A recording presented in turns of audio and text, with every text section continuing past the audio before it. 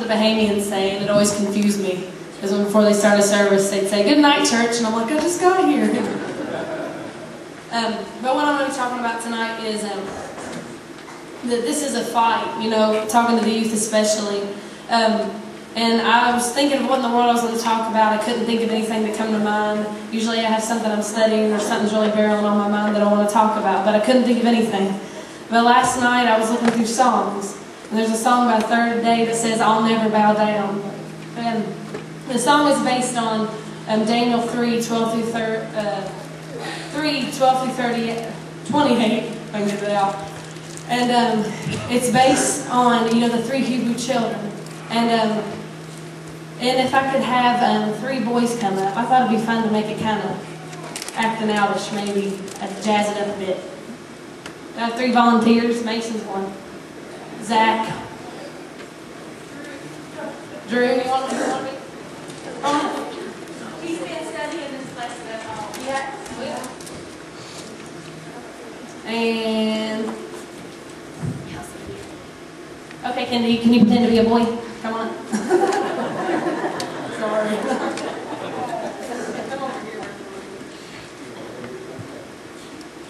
But there were 3 Hebrew children.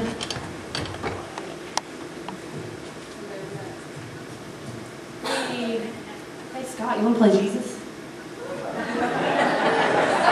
How quaint.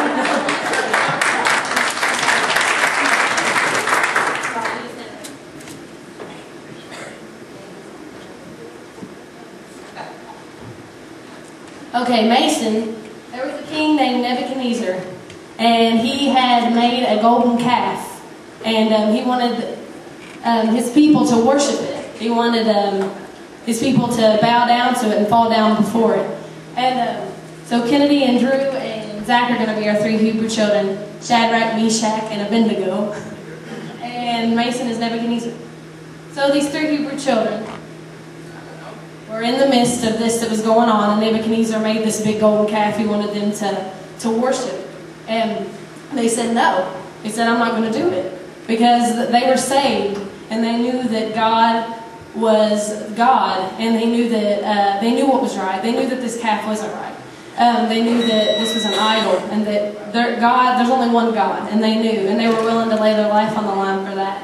And so when they didn't bow down at first, Nebuchadnezzar said, "I'm going to have all kinds of music start playing. I'm going to have flutes." And he named off various instruments. And as soon as you hear that music playing, you need to fall to your knees. So, da-da-da-da-da-da. And they didn't fall to their knees. But the point is, they didn't. He threatened them.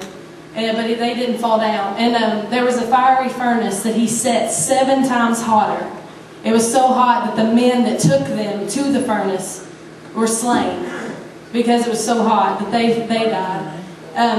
So these 3 Hebrew children, Nebuchadnezzar cast them into the fiery furnace. And they're in there 7 times hotter. Keep in mind, the people that took them are slain already. They died because it was so hot they didn't even make it in. And as they're in there, and as they looked in there, they're like, they're not burning up, they're not dying, nothing's happening. And it says, "Then Nebuchadnezzar came to the mouth of the fiery furnace, and spake and said, Shadrach, Meshach, and Abednego, ye servants of the Most High God, come forth." Wait, I have my head myself, of course. It says, "He answered and said, Lo," hold on, I'll get it right eventually. "Then Nebuchadnezzar the king was astonished, and rose up in haste, and spake and said unto his counselors, Did not we cast 3 men bound into the midst of the fire? They answered. And he said unto the king that this is true. And he answered and said, Lo, I see 4 men loose, walking in the midst of the fire.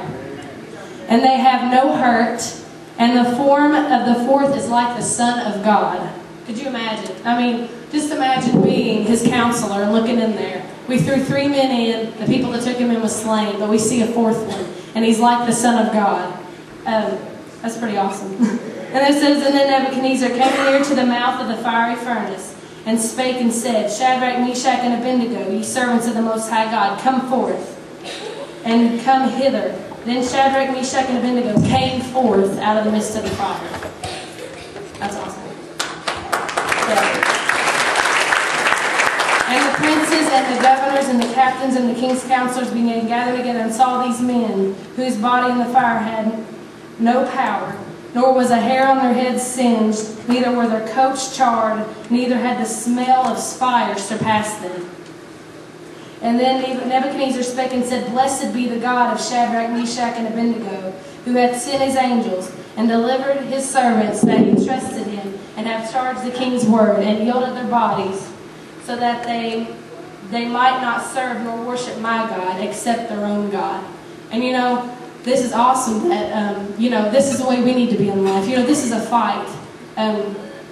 Whether it's Nebuchadnezzar making calves or something you see on TV or a friend at school or whatever it can be, there's all kinds of things coming up to us. And we're those children of God standing up in the midst of it, trying to get our voices heard. And, Shadrach, Meshach, and Abednego, they knew what their fate was. They knew what was going to happen. And they said in the verses before, even if God doesn't pull through, we're still not going to say he's wrong. But it's awesome that they had that kind of spirit about them, but still they knew that God was going to come through, because God always does. And imagine going to the furnace, walking, and you think, okay, God, where are you? I'm going toward a furnace that's 7 times hotter. And maybe it's not a furnace for you. Maybe it's something else. And you're walking toward it and you're like, God, where are you? God, where are you? I'm getting closer to the furnace and I feel the fire. Please show up. But sometimes he doesn't show up till you're right in it. And then that's when we grow. And that's when the fire molds us. And that's when we become who we need to be in God. And in school and stuff, kids, there's junk coming up. And I'm talking to the youth right now, so everybody look at me and listen, because I'll only say it once now. Sorry. I just like you up here, you're all pretty. But what I'm trying to say is there's stuff in the world, there's junk. And there is no life without God.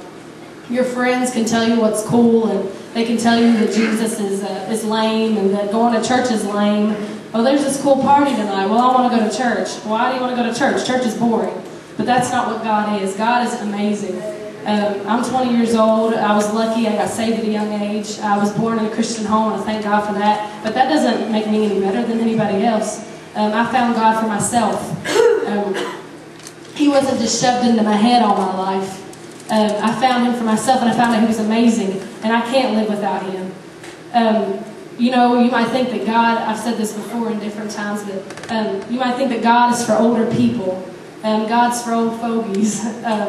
God's for me when I get older. When I get settled down and I get a family, that's when I'll give God a chance. I don't need him right now, but you need God. And don't let anybody tell you you don't need him, because he created you. Before you were even on this earth, before your parents even knew that you were going to exist, God held you in his arms. And he said, I'm going to have Clarissa sing. I'm going to have Tiffany sing. I'm going to have Sierra play the guitar. I don't want to miss anybody. All you kids that were up here singing. God sees that. He's seen what he was going to do with you. He has a purpose for everybody. Nobody doesn't have a purpose. And whether your purpose is an evangelist on television or holding the door open, nothing's better. It's all the same in God's eyes. And, there's some things I know in this church ministries that people don't even, you don't see it a lot. You don't hear a lot out of that person. But God works amazing things. And, I'm just here to say, I've had friends come up to me at school, how can you be a Christian and have fun? You can't do this, you can't do that. You can't go out and have fun. You're missing out. And I look at them and I tell them, I've found what makes me happy. And I have found what totally fills me up to the top of my head. So why would I look for anything else? And then that's when they look at you like, okay. And then they change the subject because they don't know what to say.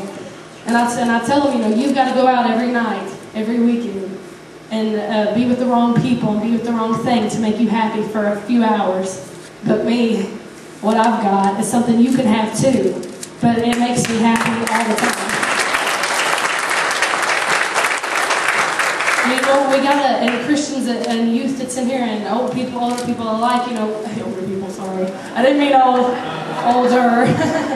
And we need to shine our light, because there's so many people that are out there that have no clue. They really don't even know. I mean, I've had friends that I've been witnessing to lately, and you can tell they don't have a clue what I'm talking about. I mean, because when you witness to somebody, you expect them to at least know, that you need to be saved and blah, blah, blah, the whole outline of God. But they don't have a clue. They don't know anything.